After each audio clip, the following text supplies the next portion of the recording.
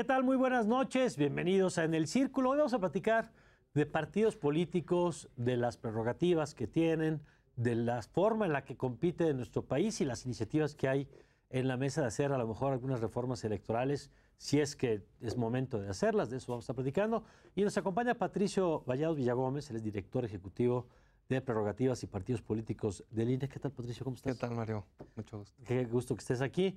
Nos acompaña también Álvaro Arreola Ayala, él es investigador del Instituto de Investigaciones Sociales de la UNAM. ¿Qué tal, Álvaro? Mario, buenas noches. Buenas noches. Y nos acompaña la consejera Pamela San Martín, a quien siempre es un gusto saludar. ¿Qué tal, consejera? Mario, qué gusto estar acá. Muy buenas noches.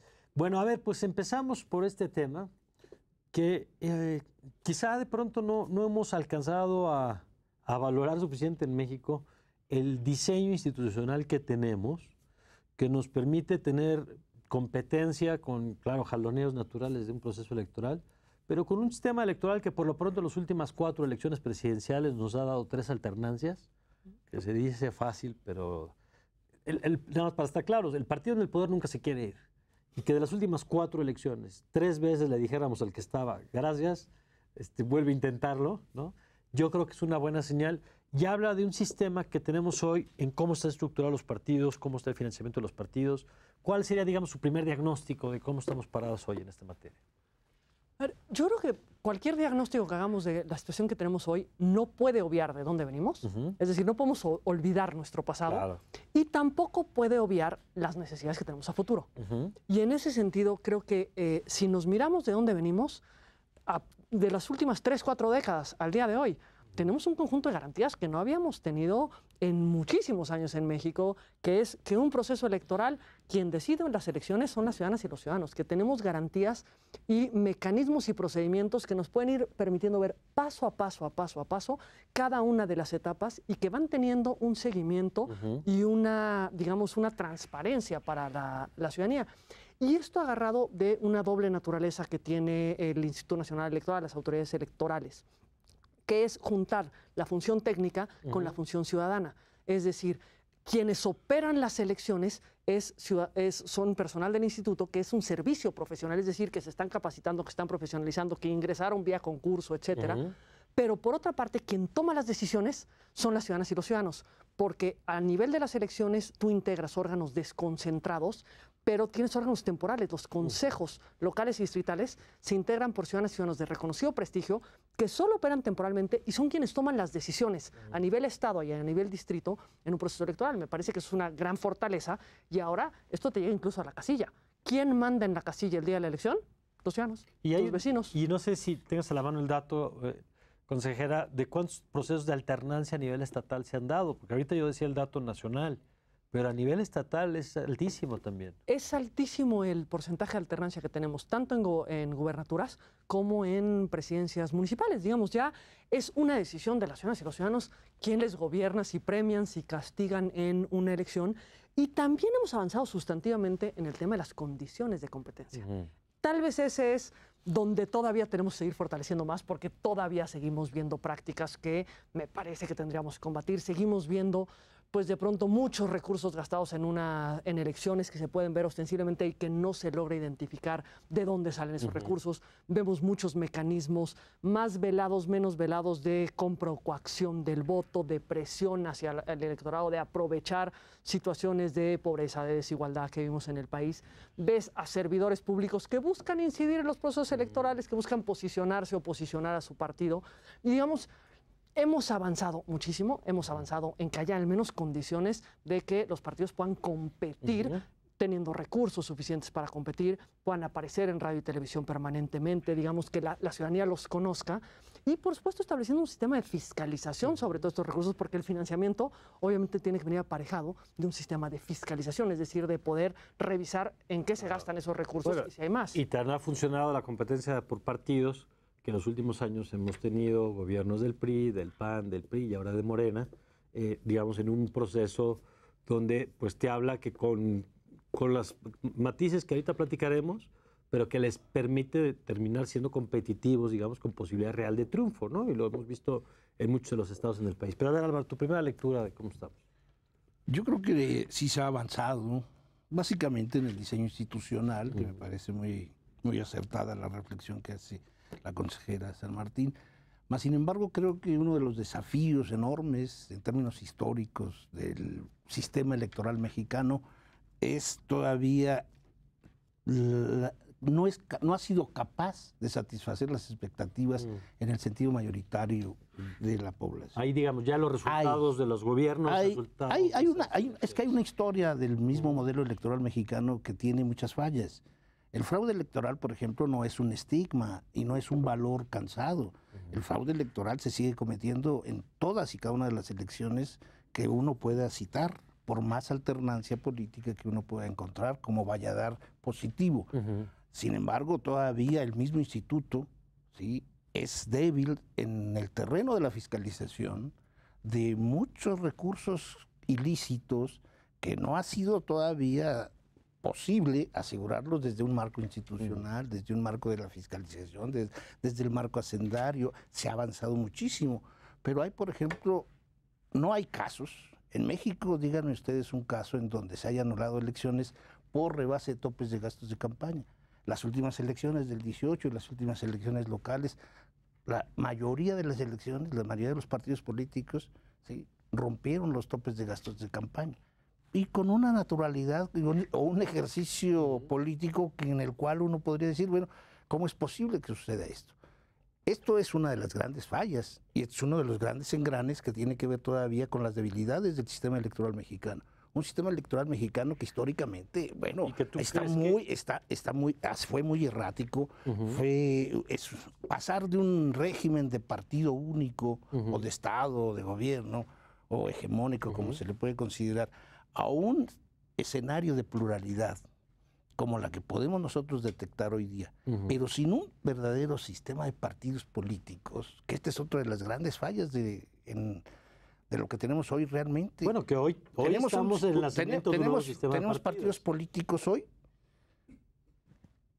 ni el que gobierna, ni las oposiciones nos ilustran. Tienen un año de actividad electoral, un año de actividad de ejercicio político, de organización, de institucionalidad. Pero ¿dónde están? Sí. Yo siempre he señalado que en este ejercicio una de las grandes debilidades del modelo electoral mexicano ha sido su subsistema de partidos. Y yo te agregaría, yo creo que estamos en el nacimiento de una nueva etapa del sistema de partidos. Ojalá. Después del 1 de julio. Todavía no está claro cuál va a ser esa nueva etapa. No sabemos, Mario. Pero sí creo que ese día se movieron cosas que todavía no terminamos de asimilar, incluyendo a los que les tocó. Incluyendo los que ganaron. Incluyendo los que ganaron y los que perdieron. Pero a ver, Patricio, tu primera lectura, tú que además has estado pues también desde adentro de la institución, desde el INE. Desde luego. Bueno, yo desde luego considero, y me parece que México lo que ha logrado es ya tener comicios, son libres y justos básicamente, que es el estándar internacional. Es decir, lo que ya sabemos en México es que el día de la jornada electoral, quien tiene más votos gana. Y en efecto, tenemos un electorado que es hiper sofisticado y que normalmente castiga más que premia. Y en efecto, 3 de las 4 presidencias, más del 60% de las gubernaturas. Más del 60% con cambio de partido. Con alternancia. A nivel municipal también tenemos un alto grado de movilidad. Ya entidades que ha gobernado el PRI, digamos, que era el que ganaba antes todas las elecciones, que sigue teniendo todos los cargos, pues ya no existen. Y creo que quedan, no sé si 3, 4 estados donde el PRI no ha tenido alternancia, ¿no? 4. Sí, Estado de México. Colima. Campeche. Coahuila. Y Campeche. Pero imagínense, ¿no? O sea, ya estamos viendo cómo... y ahí no estoy de acuerdo con Álvaro en el sentido de esta cuestión de fraude. No, o sea, vaya, que haya elecciones limpias no significa que no haya gente que pretenda hacer trampa o que la haga. Significa que eso no sea trascendente para la decisión mayoritaria. Es decir, ¿hay rebases de topes? Sí. ¿Se han suspendido candidaturas por rebases de topes? Sí, también. A diferencia de lo que dice Álvaro, pero sí ha habido... Pero no se ha anulado la elección. Sí, se ha anulado la elección. ¿Cómo cuál? Pues híjole, ha de haber una decena a nivel municipal. A nivel municipal, varias. A nivel lo distrital. Que no han anulado son gubernaturas. Exactamente. Pero esa ha sido una división. Pero tú dijiste todas, Álvaro. Y lo cierto es que sí tenemos ejemplos de cómo se ha hecho. Pamela te lo puede decir porque ella vota a favor o en contra de esas anulaciones, entonces lo tiene muy fresco. Pero entonces sí se hace y sí se hace cotidianamente. Y el INE precisamente es una autoridad que genera ese tipo de condiciones. ¿A qué vamos con eso? Que es un sistema que permite, por ejemplo, que un partido que se formó en 2014 y que en 2015 le fue bien, pero no le fue tan bien, seguía siendo la cuarta fuerza, ahora controle el Ejecutivo y el Legislativo. ¿Eso qué significa? Que existen las condiciones para que sea la voluntad y, digamos, un entramado institucional que permite que aunque los partidos con mayor votación histórica, el PRI, el PAN, el PRD, tuvieran, por ejemplo, más recursos que Morena, Morena, por su oferta electoral, logró poder hacerse con el Legislativo y el Ejecutivo porque existen condiciones que permiten recrear estas condiciones para la democracia, para la libre participación política y para el respeto al voto. Creo que me parece lo central. Vamos a eso. Las condiciones que permiten, ahorita decías, Pamela, la estructura, digamos, ¿no? La forma de estructura del INE, la capacitación, el servicio profesional. Pero la parte de la competencia, a ver si coinciden conmigo, hay dos grandes soportes. Uno es el financiamiento público, el modelo de financiamiento público, y el otro es el acceso a los medios a través de los spots, más allá del trabajo periodístico de cobertura de las campañas, que ese pues es el que también en buena medida establece que la gente sepa que las propuestas y todo. Pero vamos con estos dos componentes. A ver, ¿cuál es la valoración que hacen? Porque justo vamos a platicar un poquito más adelante de las propuestas que hay en ese sentido. Y adelanto un poco la discusión, pero empezamos un poquito por el modelo, que es si es mucho o es poco el modelo de financiamiento público, por un lado, si está bien o está mal los topes al financiamiento privado, que esa es otra que de pronto hay quien quiere mover esa, y la tercera está pues, el acceso justamente a los spots en el modelo después de la última reforma electoral. Entonces, en su opinión, ¿cómo juegan estas variables? A ver, ¿quién queda? Álvaro. Bueno, a ver, regresando un poco con lo que Patricio señalaba en cuanto a las condiciones, yo creo que sí es cierto, hay una preocupación del Estado mexicano desde hace al menos 25 años, por decir un límite, en donde la preocupación ha sido crear una institución sólida, una institución en donde se reconozca el esfuerzo técnico, administrativo y político del quehacer natural de una organización que organiza elecciones.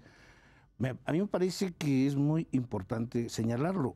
Hay condiciones que le favorecen a las oposiciones, que le favorecen a una organización partidista nueva, entrar a irrumpir y obtener triunfos.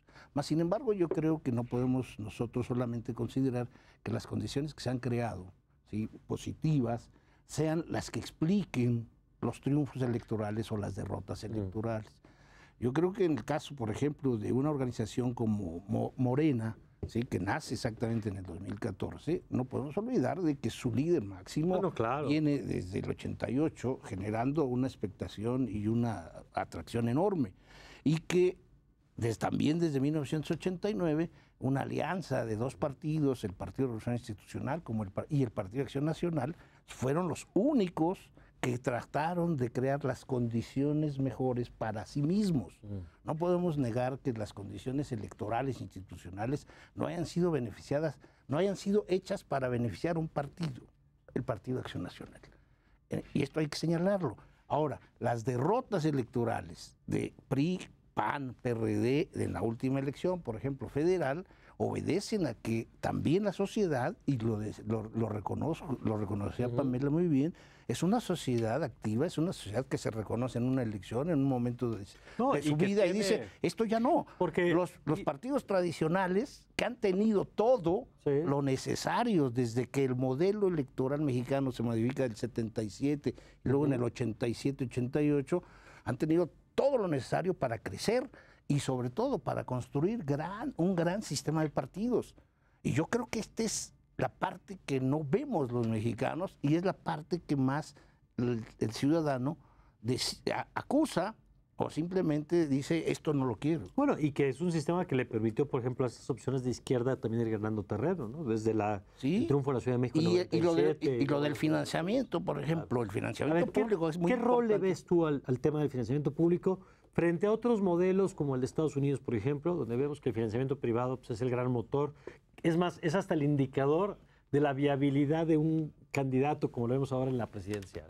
Yo siempre he pensado que tiene que ser un modelo mixto como el mexicano, tiene que ser bien aceitado y corregido en determinados momentos. Yo no me opongo, por ejemplo, a que se incrementase el apoyo privado, el apoyo privado, porque yo creo que precisamente la institución hoy tiene mecanismos enormes, fabulosos, para poder detectar, ¿sí?, recursos ilegales o recursos también de personas morales o físicas que puedan incidir en una organización partidista. Yo creo que el financiamiento privado tiene que ser revalorado con ajustes que no le posibiliten otra vez ese mercado, ¿no?, como el de Norteamérica, pero que es positivo. ¿Por qué? Porque es muy transparente. Y yo creo que si en México lo que queremos y sabemos que está haciendo bien, por ejemplo, el Instituto Nacional Electoral, es la fiscalización y hacerla transparente, me parece que podríamos caminar hacia allá. El financiamiento público, lo digo un comentario mínimo, me parece enorme y muy alto, pero es los propios partidos los que generaron ese financiamiento. Así es, o los partidos, no es el INE. Vamos a una pausa, regresamos, si les parece, con este tema del financiamiento público-privado y el tema de los spots que se ha puesto otra vez sobre la mesa hace unos días. Vamos al corte y enseguida regresamos.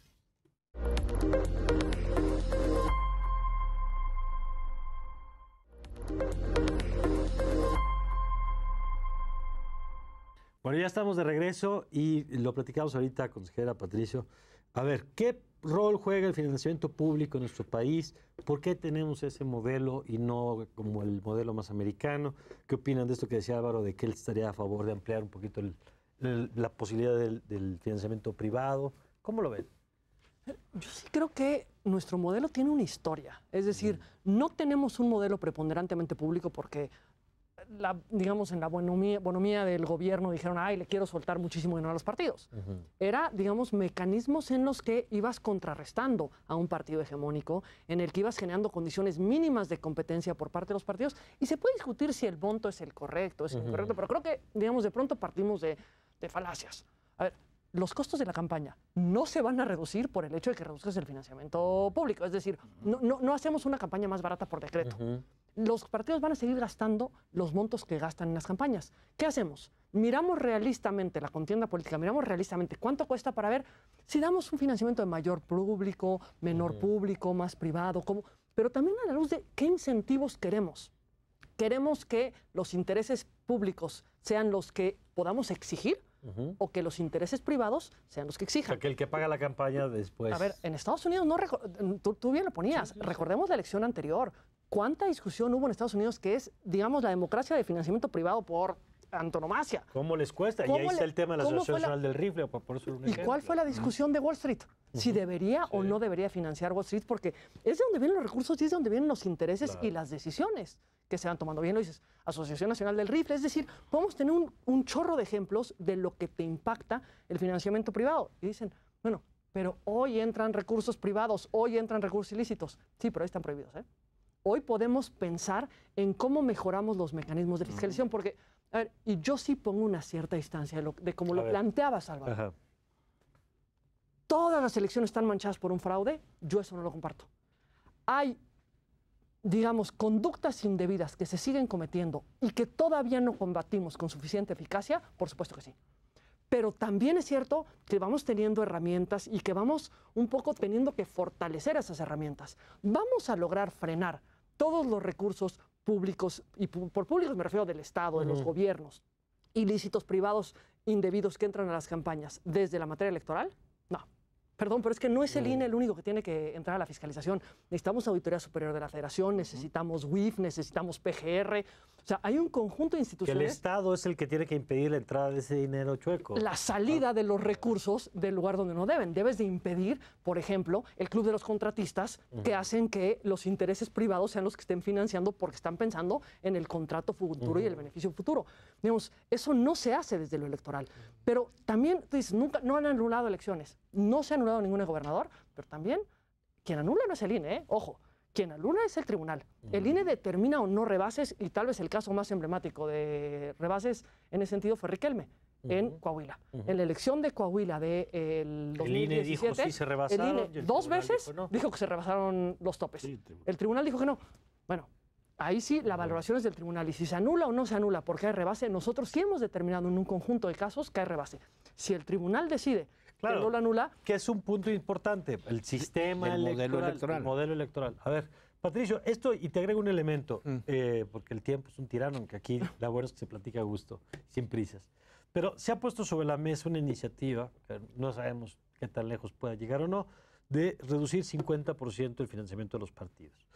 Yo he sido de los que en su momento ha coincidido con que el modelo que hoy tenemos va encareciendo demasiado, entre otras cosas porque tiene esta perversidad de que en función del número de personas en el padrón, pues aumenta la bolsa, es y decir, del valor de la UMA que también y el incrementa. valor de la UMA, del que es el salario mínimo, digamos. ¿No? De la, entonces, y en efecto, pues es un modelo que los propios partidos diseñaron para que la bolsa crezca y crezca cuando estamos recortando en muchos otros campos de la vida pública a lo largo de los últimos años. Pero ¿cómo ves una iniciativa de ese tamaño, del 50%? ¿Es mucho, es poco? ¿O a ti, con la experiencia que tienes, qué modelo te parece que sería mejor para revisar el crecimiento que ha tenido? Desde luego, Mario. Mira, y retomo lo que señalaba Pamela. En 96, en la reforma, la gran reforma después de la elección de 94, lo que no teníamos era condiciones equitativas para la contienda. Se dio esta reforma, entró el financiamiento público y a partir de ahí, en 97, el PRI perdió la mayoría legislativa absoluta. Eso se ha recreado hasta la última elección, donde otra vez, por la fórmula de cómo se integra la RP, La Morena representación pudo, proporcional. pudo tomar control absoluto de Cámara de Diputados, pero no había sido. Es decir, esa fórmula, cara, barata, bueno, mala, lo que logró fue generar condiciones de la competencia para que pudiera ser la ciudadanía quien determinara. Luego hubo, digamos, en 2007, 2008, la reforma para los tiempos que vamos a ver. Antes los partidos le dedicaban más del 60% del dinero que les daba el IFE A la compra aire a la de compra radio y tele. aire de radio y tele. Con esa reforma, el Estado les da acceso, pero no lo reduce el 60% del financiamiento. Sí, que esa es una Entonces, cosa ahí digamos, mañosa. ahí nos Claro. tenemos una... Y el detalle, tampoco el Estado paga esos tiempos. Así o es. tampoco, Son tiempos es. del Estado. ¿no? Sí, sí, sí. Son tiempos del Estado. Pero bueno, ahí está. Luego nos vamos al 14, donde los partidos nos dicen, esta reforma, ahora sí vamos a ahorrar dinero y el financiamiento va a ser más barato. ¿Ok? ¿Qué es lo que ya se probó? Que vía los financiamientos locales se incrementó el financiamiento. O sea, es decir, porque hay que recordar, explicar a la gente que los partidos reciben vía transferencias federales del INE y Financiamiento vía federal. las transferencias de los institutos electorales, bueno, Así es. de los organismos electorales. en los organismos electorales. Entonces, lo que hemos estado haciendo, en verdad, es aumentar los montos de financiamiento. ¿Son los adecuados? Lo que me parece es que precisamente por esto, lo que tenemos que hacer, en efecto, es hacer un buen análisis. ¿Qué es un buen análisis? 50% parejo a todos. ¿Eso va a seguir generando esta recreación de condiciones de competencia, sí o no?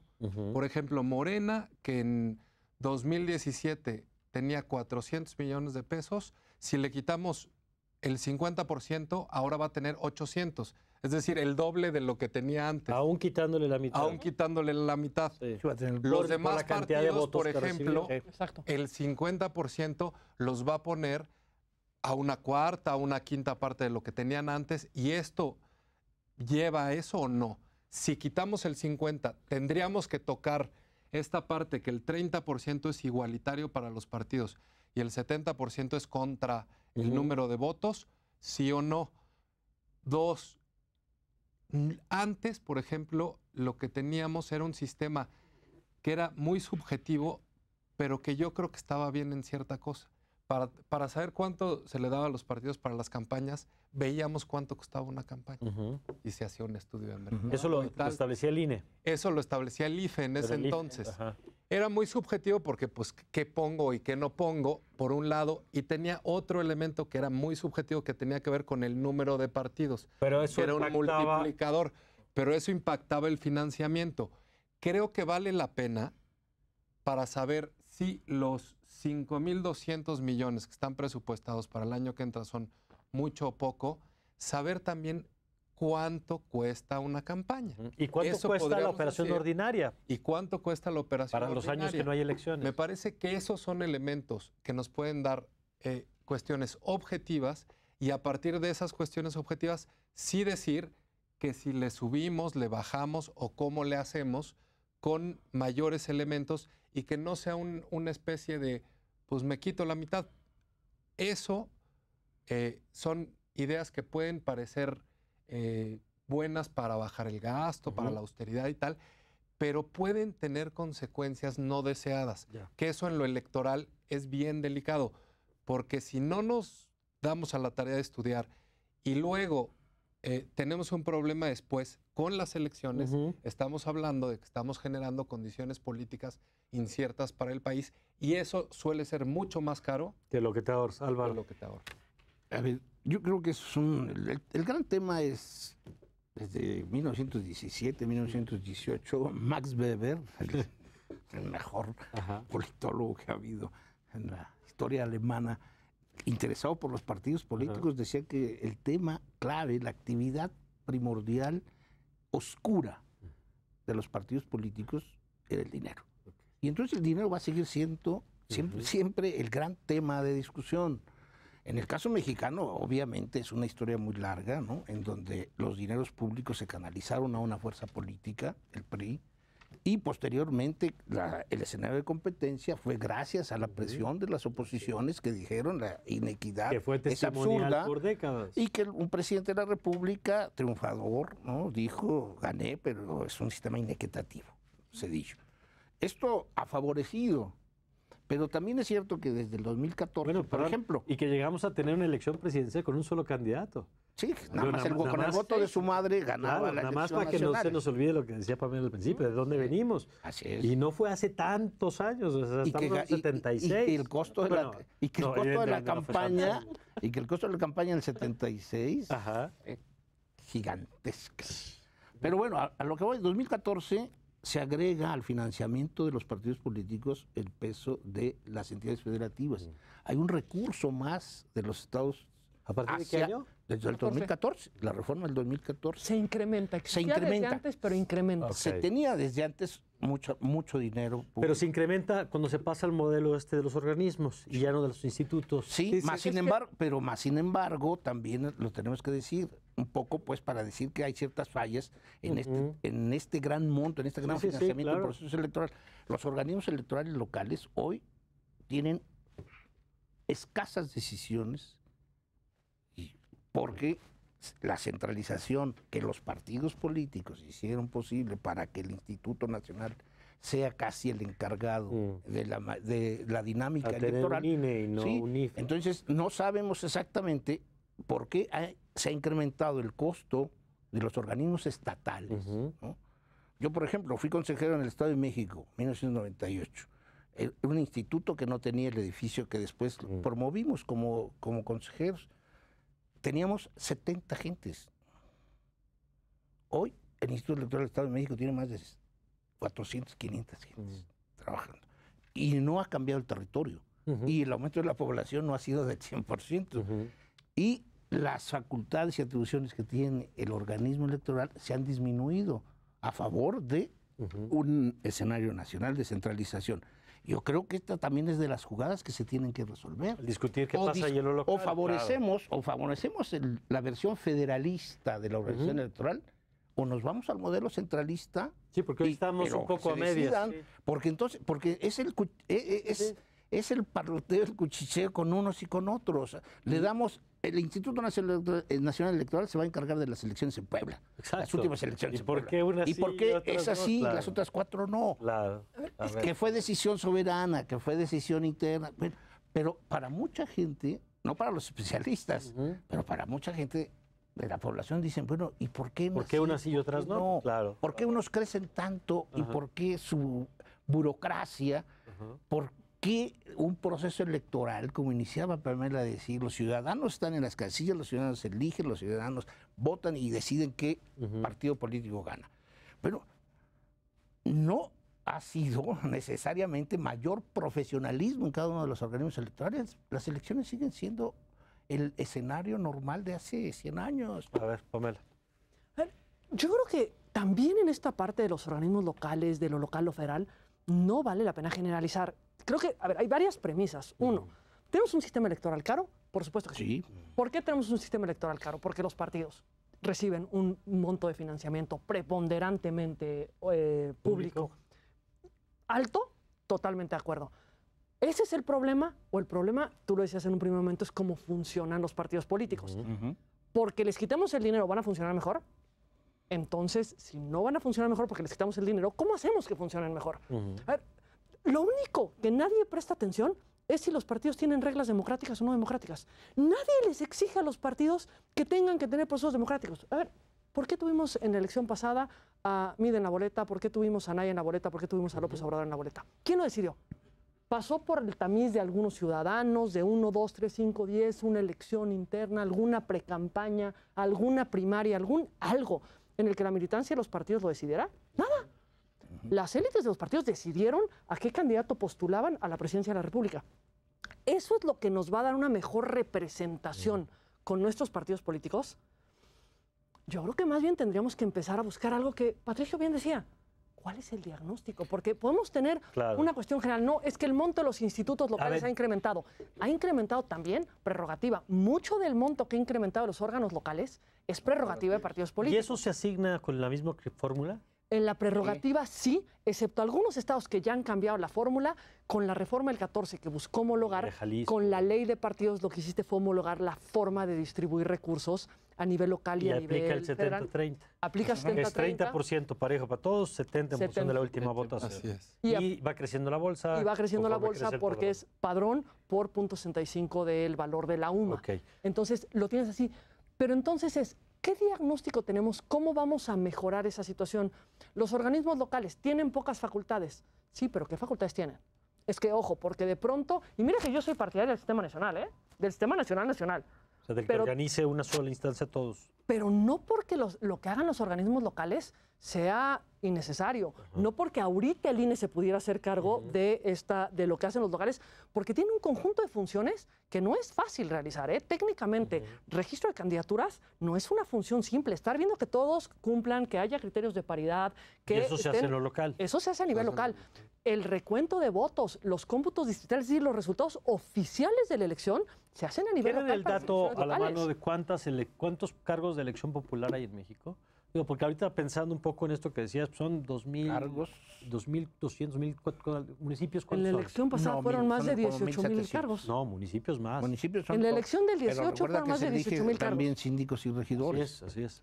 En la elección del 18 hubieron más de 18.000 cargos. Digo, nada más para entender. Yo creo que en todo el país son más de 50.000. Bueno, pues y de cada uno de esos, pues agrégale por partido.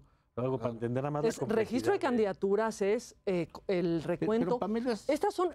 Pero es que hemos hecho un sistema electoral que precisamente por nuestra historia, porque tenemos una base de desconfianza bárbara, porque no nada más tenías un solo candidato en la boleta, también tenías que los muertos votaban, también tenías que de pronto las urnas pues ya amanecían con votos. No, nuestro sistema electoral es tan caro por la desconfianza. Habían pero muchas no solamente la desconfianza, sino también yo creo que la ligereza con la cual los partidos políticos han trabajado, han actuado, y la dificultad que entraña estarlos vigilando. Hay un terror, hay un temor de los organismos electorales por supervisar las actividades que están obligados los partidos políticos. Por ejemplo, ¿sí? ¿Qué revista que están obligados a difundir su doctrina, su ideología a través de una de una revista mensual, publicaciones mensuales.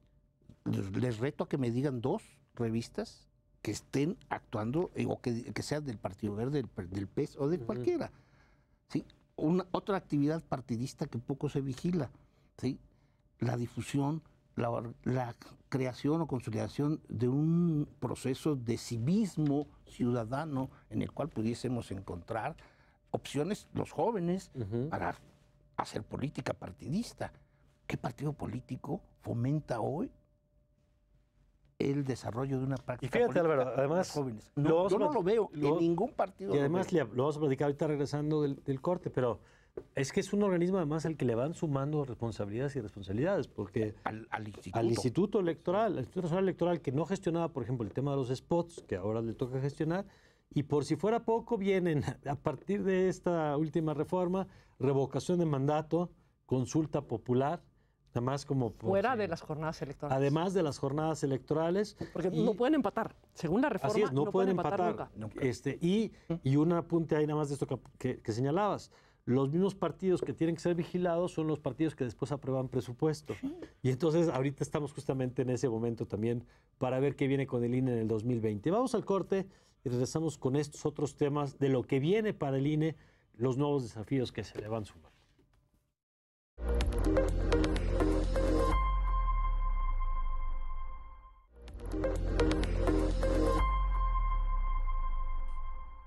Ya estamos de regreso y platicábamos de las múltiples atribuciones que tienen, por un lado, los partidos, el tema de financiamiento, y por otro lado, las responsabilidades del INE. Y decíamos ahorita, consejera, les agregan 2 que son muy importantes. Una, la revocación de mandato, polémica, que los partidos de oposición decían que no coincida con el día de la votación, cosa que me parece que bueno que no se hizo así, porque entonces era meter al presidente de lleno en el proceso electoral.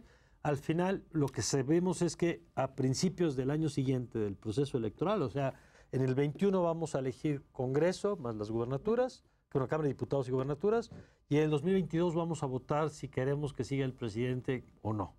Y que tiene que votar además el 40% para que el resultado sea vinculante, en fin. Pero ¿cómo están viendo ustedes desde el INE? Porque ahorita lo contábamos antes de regresar al aire. Pues yo veo que hay muchas lagunas todavía no resueltas. O sea, ¿quién va a poder hacer promoción a favor o en contra? ¿Cuándo se va a asignar ese financiamiento? Porque no se sabe si se va a usar o no se va a usar, por lo pronto en el año el fiscal. En fin, a ver, ¿cómo lo están viendo ustedes? A ver, es que creo que efectivamente en esa reforma lo que tenemos que ver es hay muchos vacíos que todavía no tenemos. Y hay muchos vacíos que son relevantes en particular por aquello que es materia de la reforma, es decir, una revocación de mandato. Tienes tanto la revocación de mandato como las consultas populares. Sí. También se estableció que la consulta popular puede ser anualmente y no empatar con una elección. Que era como antes estaba. Antes estaba que tenía que empatar. Que era la lógica un poco de Estados Unidos. Si van a ir a votar, pues que ese día se pronuncien sobre un tema. Y por además, creo que es importante tener presente una cosa. En México hemos construido un sistema electoral que lo que busca es acercarle la casilla a la gente, facilitarle el voto. Y de paso acortar los tiempos de convocatoria. Por eso hemos tenido gobernaturas de 2 años y esas cosas raras. Pero al acercar, ¿qué es lo que haces? Instalas una cantidad brutal de casillas. Sí. En la elección federal instalamos 157,000 casillas en el país. Por ejemplo, para la consulta popular. Tendrías que instalar de pronto un número similar, porque lo que tienes que hacer es garantizar que las ciudadanas y los ciudadanos puedan participar. Buenas noticias, el que tengamos mecanismos, digamos, de participación ciudadana. Buenas noticias, que no empate con el día de la elección, en particular el tema de revocación de mandato. Buenas noticias, el que la revocación de mandato sea, digamos, solicitada por la ciudadanía y no por el presidente de la República. Digamos que esto era tal vez la sinrazón más grande que podía existir. Buena noticia el hecho de que lo organice el INE, porque finalmente de los propios estándares internacionales que tenemos es que quien tiene que organizar cualquier y no proceso, una consulta patito. Cualquier proceso de democracia participativa tiene que ser una autoridad imparcial. Pero hacerlo así implica que tienes que montar miles de casillas, capacitar funcionarios. Tienes que montar una elección cada año. Y aquí con un detalle, que ya es lo que platicamos un poco en las elecciones. ¿La consulta se puede hacer cada año? Sí. ¿Menos el año electoral? Todos los años. Todos los años, nada más en una fecha diferente. En agosto. En agosto de cada año se puede organizar la consulta. Claro, tanto en la consulta como en la revocación de mandato se pone un umbral tan alto de firmas bueno, y si para federal, la Sí, revocación de mandato federal, el umbral es alto, para la local es 10% del padrón. O sea, Ok. no va a haber una Para- revocatoria para- del mandato. En las gubernaturas. Sí, claro. Ya. Aquí esta es la parte que vamos a tener que ver si esto no es un ejercicio de simulación. Pues sí. Y en un ejercicio de simulación creo que también no debemos de jugar con los derechos en nuestro país. Es decir, Te lo pongo, pero luego le te lo pongo pongo, requisitos tan que es, altos. por ejemplo, lo que pasó con los independientes. Así es. A los independientes Sí. se les ponen requisitos para que no participen, pero eso sí, somos un país muy democrático Ya en el que tiene puedes participar por independientes. fuera del sistema de partidos. Esto creo que no beneficia, pero en lo que hablamos de lagunas. A ver, tú bien preguntabas, ¿quién va a informar? ¿Quién va a, digamos, hacer Porque promoción a poner en la favor o en mesa, contra? Claro, poner en la mesa es detonar la guerra civil entre quienes quieren que se quede y quienes quieren que se vaya. Y eso tendrá que hacerse, se puede pagar, no se Y puede la- pagar. no, Aunque y creo con que hay algo que también debiese ser considerado dentro de estas Sí. fórmulas de renovación en la reforma próxima y lo que se vio. Me parece que un acierto fue considerar el delito electoral, constitucionalizar el delito Ujú. electoral. A mí me parece que esto es un gran avance. A mí me parece que es un arma muy importante para frenar precisamente todo ese escenario electoral Sí, ahora mala cosa con el... altamente permisivo. Mm. Los gobernadores involucrados, los diputados, los senadores, los funcionarios estatales, los Solo funcionarios una- municipales, solo- los funcionarios que- federales. Pero es que creo que ahí también hay una falsa discusión. El hecho de que un delito sea grave va a mejorar nuestro sistema de impartición de justicia, Sí, porque nuestro problema en México recuerda no que son necesariamente más de son las 100 años penas. en donde no aparece el delito Pero ojo, electoral. el problema, el delito electoral ya existía desde el 14, se incrementaron muchísimo el catálogo de delitos electorales. No serían delitos graves, pero nuestro problema en México en general, ¿cuál es? ¿Impunidad? Ujú. y la prisión Si tienes preventiva si tienes no te unos garantiza niveles fin de impunidad de ese alto, La prisión preventiva... Pero sí controlas, Pero miren, sí controlas a creo que- gobernadores y sí controlas a funcionarios, sí controlas a muchas gentes que sí meten las manos porque quieren bueno, generar Bueno, vamos a problemas. ver ya la Ojalá práctica, que se digamos. generen Esperemos esas que se condiciones. generen. Pero quizá, Mario, digamos, me regreso a lo que señalaba Pamela. En el momento en que el INE tenga que hacer una elección 2 o 3 veces al año, nosotros normalmente nuestros procesos electorales empiezan unos 9 meses antes de la jornada. Ok, Y entonces estos se van a ir empatando.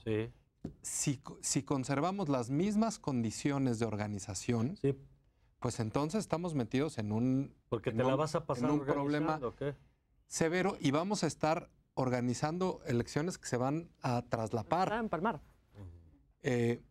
O sea, Por ejemplo, mientras estás haciendo la elección federal, estás preparando la la revocación o cualquiera, y o con una la consulta. consulta. Entonces, eso es, va a ser necesario modificar las reglas para todo o para algunas partes. Es decir, tienen que ser funcionarios de casilla distintos, los de una, la segunda y la tercera. Ah, bueno, pues eso tiene una consecuencia, etcétera, etcétera. Y luego, una cosa de condiciones de la competencia que a mí me parece central, que no hemos resuelto, es lo siguiente. Cuando hay una revocación de mandato, pues hay gente que dice que se tiene que ir el gobernante Ujú, y hay gente que dice que no se tiene que ir. sí, ¿Con base en qué? de acuerdo. Ah, bueno, pues ahorita lo que nos dicen aparentemente es que no habría campañas. Y nadie... Pues sí, pero ¿cómo no va a haber ¿Y cómo campañas? decido si voy a favor o en Claro, contra? claro. ¿Cómo ¿Cómo no decido? tengo campañas? Y en ese sentido, la experiencia internacional lo que nos dice es que hay reglamentación Ujú. para que si vamos a hacer la revocación del mandato del presidente de la República, bueno, el presidente de la República va a tener un comité que esté a favor de que se quede, va a rendir O simplemente, cuentas, a ver, va a tener las financiamiento mañaneras, o no, ¿vas a seguir con las mañaneras Por ejemplo, o no? o en eso tiempos es de la revocación de ir en mandato? contra de las O los condiciones partidos. de la O contienda. los partidos, ¿qué van a poder hacer los No, partidos? qué se puede, qué no se puede. Y del otro lado, las campañas del no, Claro, las campañas del que claro. quiere. ¿Quién va a tener? Es quien juntó las firmas, quien se quiere sumar. Hoy, por ejemplo, en las campañas electorales no puede haber recursos privados. No. O sea, yo no puedo comprar un spot en contra de un candidato. En radio y tele. En radio y Radio y televisión. tele no. En la revocación, Y, espérame, es que aquí viene una de las y hay partes. tiempos electorales asignados o no. o sea, Es que aquí Dicen viene- que aquí no. viene una de las Es partes una perversas. broncota. ¿Quién es quien tiene que difundir esto? El INE. ¿Y ¿Ok? ustedes Nada más qué? que no vamos a tener tiempos del Estado. porque nosotros tenemos tiempos del Estado asignados durante los procesos electorales. La No en Constitución la revocación. no dice que tengamos Pues esos ahorita. tiempos. Y eso en Tendría la que reforma no se ¿Qué va a metió. poder hacer el presidente de la República o el servidor público Claro. al que van a revocar Claro. o al que pretenden revocar? ¿No se va a defender de ninguna forma? Porque Sí, hoy claro. el 134 constitucional dice que no puede. Dice que no puede intervenir en este tipo de, No, de pues mira, procesos. mientras Tiene más que nos ser Se tendría, que, imparcial. se tendrá que modificar y una nueva ley. Pero hay algo también interesante, Mario. Pero esta Es ley tiene que ser los- acorde al los marco, que es lo que es tiempos. complicado. O sea, es un tema más, un tema que hay que meter también porque hace ruido. 9 meses de campaña electoral en México. Es Para la país, presidencial. es el país Ujú. que más se tarda Un en poquito organizar, menos, preparar Álvaro, y pero calificar una elección. En España duró la campaña esta una semana. Bueno, pero es que hacen cada año. Cada año Entonces, ya hacen, están muy cada fogueados. año hacen. Llevan Pero, 4 no, pero, No, ojo, sí, ya sé, pero hay sí. colegios electorales Sí, en sí, donde sí. se reúnen un número muy grande de casillas. Que eso es lo que también tiene que considerar el legislador. ¿No? O sea, la reducción de los tiempos formales en las Bueno, y en agrégale México el tiempo, se por ejemplo, hace entre la elección una y la toma de campaña, posesión. hay precampaña, hay campaña. Es enorme la cantidad de recursos que se utilizan en este país durante 9 meses para organizar una Pero elección. lo que es Y yo creo preocupante es que, y yo creo que pre-campaña cada y vez campaña es con una más pre-campaña simulada. especializado, más organizado, mejores cuadros en los organismos que organizan y preparan elecciones. Yo creo que cada vez son mejores. Y creo que precisamente sería un argumento sólido para decir, bueno, ¿por qué no se ajustan más los tiempos? Pues sí, gradualmente. puede ser. Gradualmente. Pero yo creo evitando que, esas yo creo que el escenario es simulaciones, en Estados Unidos duran 2 meses. A ver, Bueno, en ojo. realidad duran dos años, digamos. En todos los porque- países del mundo puedes decir Claro, que dura todo el porque tiempo. Trump lleva Bueno, en pero es la actividad de en los la partidos. reelección. Álvaro, ojo, es que nada más no perdamos de vista una cosa. Suena románticamente precioso el decir reduzcamos los tiempos de organización de una elección. Sí, sí, nada más que en nuestro modelo electoral tenemos que ir a visitar a 13% de la lista nominal. Es decir, Así es. 13% de 89 millones de personas la tenemos que ir a visitar a su domicilio para preguntarle, Sí, porque sorteada, porque si quiere perdimos. ser funcionario de mesa directiva de Casilla. Porque, Pamela, porque perdimos la confianza en ciudadanos que podrían repetir elección tras elección Pues como sí, funcionarios pero- de casilla. Pero El problema es que seguimos teniendo la falta de confianza, Sí, porque sí, nuestros actores sí, sí, políticos sí, tampoco esta nos es han una- dado así como sí, esta es muestras. una- y lo, de tú, una lo decías forma- hace rato, tú ves la vida interna de los partidos y dices, a ver, vamos a ¿Cuál, dejar no? en manos de ellos Sí. el proceso de elección. Pues no, necesitamos estos órganos autónomos con los pros y contras que puedan tener. Y déjenme poner ese tema sobre la mesa, porque se ha hablado ahora de una nueva reforma, de acortar los tiempos, por ejemplo, del presidente del Consejo y tener una presidencia rotativa. ¿Cómo lo ven? A reserva de que es un tema que que vamos a ver cómo se procesa en el Congreso. Yo creo que hay 130 y tantas iniciativas que se han presentado respecto de la diversidad de temas más grandes que podría ocurrírsenos, muchas de ellas Grandes sobre y el financiamiento de los partidos, otras sobre el tema de si se cambia el periodo de duración del Consejo de Presidente, de los consejeros, si se reduce el Consejo, si se fusionan áreas en el Instituto, si se desaparecen los organismos públicos locales, etcétera. Me parece que hay un gran abanico de puntos y creo que lo que se necesita es, sentémonos un minuto, pensemos, ¿qué queremos para este país? ¿Queremos reducir las cosas? ¿Para qué queremos reducir los tiempos? ¿Queremos democratizar los partidos? ¿Para qué los queremos democratizar? ¿Queremos, digamos, hacer un aparato electoral más simple? Y lo que sea, ¿Cómo Patricio, lo vamos a ¿y qué hacer? consecuencia hay si le aflojas un tornillo, le aprietas ¿Cuál la es? tuerca? Pero por eso necesitamos un buen diagnóstico de qué nos va a impactar las distintas decisiones, porque ¿cuáles son los pilares que hemos logrado al día de hoy y que no podemos perder? Autonomía de las autoridades electorales, que podemos discutir cómo fortalecer los incentivos respecto de las designaciones, etcétera, discutámoslo. Pero tenemos órganos autónomos organizando elecciones, tenemos a los ciudadanos participando, tenemos un sistema profesional que realice estas actividades. Tenemos condiciones mínimas de competencia, tanto en el recurso como en radio y televisión, ahora incluso con esta... Que ya no entramos a esta la propuesta del propuesta de presidente que dice que reducción si de va a los tiempos del regresar. Estado, que parece que se nos olvida el 2006 y por qué pasamos a este modelo, Claro. precisamente para evitar que hubiera recurso privado haciendo campaña contra Claro. un candidato y que las televisoras decidieran quién pasa y quién no pasa en tele y a cuánto Para le evitar cuesta. discrecionalidad. Digamos, hacer un diagnóstico de esta naturaleza para que a partir de ello digamos hacia dónde queremos mejorar el país. híjole, es que de pronto lo que no podemos perder es los avances democráticos que tenemos. Que hay pendientes, no los podemos tampoco negar, pero el pendiente no puede dejarte que no mires de dónde vienes. Claro. Tenemos que seguir avanzando, tenemos que fiscalizar mejor, sí, tenemos que poner más controles a los partidos, sí, tenemos que buscar cómo mejorar el esquema a Sí, nivel pero no local, puedes desmantelarlo. sí, pero no desmantelando. Y sobre todo, Mario, yo coincido con Pamela en el sentido de que las reformas electorales que han servido en México han sido reformas que son omnicomprensivas. Si estamos parchando las reglas del juego electoral cada 2 días y de manera aislada, lo vamos a hacer mal. Lo vamos a hacer mal. Lo que tenemos, en efecto, es ver, está revocación de mandato, están consultas populares, están duración de los cargos de los funcionarios electorales, está CDE. Si logramos hacer un buen diagnóstico, una buena discusión, y se logra hacer una reforma que pueda balancear eso, va a ser una buena reforma. Si cambiamos un día una cosa y luego otro día otra y otro día otra, lo que vamos a hacer es vamos a generar falta de certeza y eso es lo peor que hay para cualquier democracia. Yo creo que esa es la historia precisamente de las reformas electorales en este país.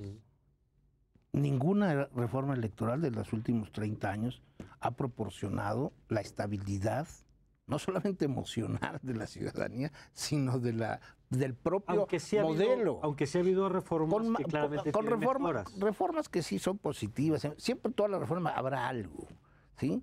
Pero en este país, por ejemplo, de 1918 a 1945 se tuvo una sola ley electoral. En el periodo más difícil para la construcción de la política, de la institucionalidad, bastó una ley mínima para organizar elecciones. Con esa ley se registraron más de 776 partidos políticos en México. ¿Sí? A nivel federal fueron registrados. Se organizaron elecciones con un pueblo analfabeta. Se organizaron elecciones con resultados también ya conocidos desde antes. No, o sea, se hayan conocido no, pero se participó, hubo elecciones, la actividad electoral siempre estuvo viva, ¿sí? Funcionó. De 1946 en adelante, de 46 en adelante, bueno, pero se construyó un Estado. Sí. Se pero construyó un Estado. Consideramos que un sistema en el que siempre ganó un partido todas. No, puede haber, eso se da a partir del 46 hasta el 2000. Hasta del 46 hasta el 2000. No, del 46 al 2000 hay un partido que gana todo. Y aliado con otro, del 90 en adelante se repartieron también todo. Entonces, lo que sí tenemos que construir es un marco electoral. Todos lo queremos, un marco legal que precisamente cumpla las expectativas de todos. ¿Y tú ves, Álvaro, en esto que hoy está en la mesa, que vaya en ese sentido? Yo no creo. Yo creo que es una reforma más que va a ajustar a las necesidades de un partido hegemónico, que va a consolidar institucionalidad de un partido que todavía no aparece. La organización Morena es una organización que requiere institucionalizarse para competir en el 21 como en el 24. Pero entonces va a requerir de reformas y leyes que una vez más desde el aparato de Estado se tienen que hacer para que se crezca. Y este precisamente es una de las grandes críticas que yo he venido haciendo desde hace tiempo sobre el modelo electoral mexicano. Reforma tras reforma es simplemente para consolidar a quien tiene el poder. Yo les agradezco y solo agregaría una idea, que es, yo creo que lo que está pasando hoy en América Latina, las tensiones sociales en Bolivia, en Ecuador, en México no las tenemos porque el sistema electoral hizo su chamba el año 2018, porque permitió que con todo lo que podamos ponerlo, quitarle, la gente fue a las urnas y castigó a quien quería castigar y premió a quien quería premiar, y por eso el conflicto no está en las calles, porque está repartido en las instituciones. Ya después, si esos gobiernos son buenos o malos, es otra discusión. Pero yo creo que las elecciones tienen que servir, además de para rotar las personas en las posiciones, para canalizar el malestar social y que no sea por la vía de la violencia, ¿no? Entonces, esas elecciones funcionaron. Hoy tenemos un sistema que, coincido plenamente, hay que ajustar, hay que cuidar, hay que mejorar, pero no vaya a ser que en el proceso se nos pierda lo único que nos está permitiendo hoy no tener una tensión social mayor, me parece. Pero muchas gracias, Álvaro. Oye, A ti, Mario. aprovechamos Gracias. el comercial de tu libro, porque ahorita que hablábamos de esto y me lo compartías. Tu Sí. libro, el que coordinaste con el doctor Raúl Trejo. Con Raúl Trejo coordinamos yo organicé un seminario en el Instituto de Investigaciones Sociales de la UNAM sobre la sucesión presidencial. Y creo, hasta donde tengo entendido, es el único trabajo que se hizo, desgraciadamente. Otras elecciones han cautivado a muchos académicos, a muchos... Y esta dio menos... Esta sucesión presidencial no ha arrojado el Bueno. número de libros que uno podría Pues ahí pensar. hay uno por lo pronto. El Instituto Nacional Electoral sí organizó muchísimas cosas, sí. ¿no? Ellos me podrán decir si es cierto o no, pero no hay un trabajo. Bueno, por lo pronto ahí está. el que Pero ahí coordinaste está con uno, Raúl Trejo. y está Woldenberg, está Así es. Meyenberg, está Víctor Manuel Durán, muy Octavio Rodríguez Araujo, Paoli. Creo que es un buen esfuerzo. Muy bien, Álvaro. Gracias. Gracias, Mario. Muchas gracias, Pamela. Mario, ha sido un gusto estar acá con ustedes. Gracias, Patricio. Gracias a todos. Mario. Y bueno, pues los invitamos a que continúen, por supuesto, con la programación de Justicia TV. Yo soy Mario Campos y ya sabe que le deseo, como siempre, que tenga usted una magnífica, pero una magnífica noche.